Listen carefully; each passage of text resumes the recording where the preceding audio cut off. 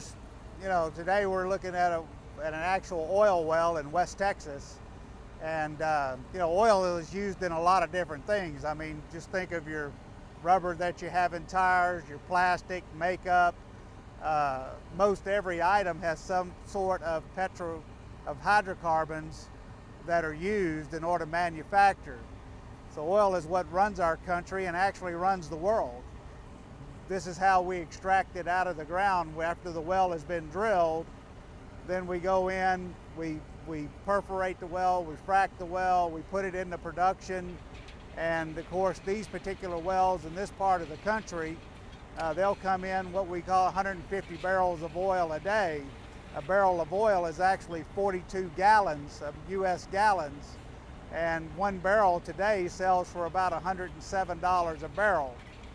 These particular wells will come in, the cost of these wells are around $2.2 million a piece to drill. They're 9,000 feet.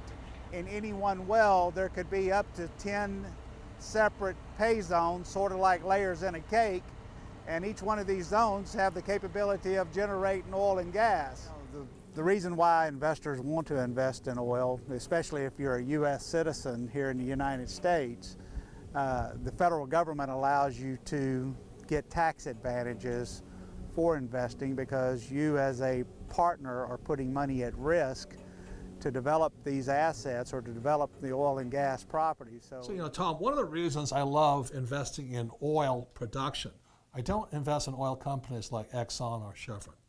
I actually invest in oil fields. And one of the reasons I love oil is because of the tax breaks, right? So if I put $100,000 into an oil investment, what happens next? What happens is you get such a big deduction the first year that it's like the government handing you a check for about $30,000. So if I put $100,000 in, I get $30,000 back right there. Immediately. So that's like a 30% return day one. So that's really what most people do not understand, that the tax laws are really incentives for professional investors. Right? That's exactly right. And this is true in most countries. While the tax laws vary, like oil and gas, in the U.S., anybody who invests in U.S. oil and gas, no matter where you live, gets that same tax benefit. So let's say I put $100,000 in, and it's very easy to get a 10% cash return.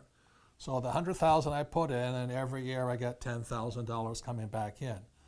What kind of tax do I pay on that $10,000 in cash flow? Oh, that's the next great thing from a tax standpoint in the U.S. You only pay tax on about 80% of that income.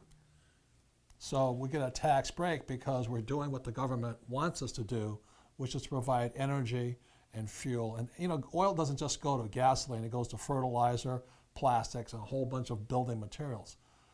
So a civilized country runs on energy. Without energy, civilization would crash. And that's why the government gives us tax incentives.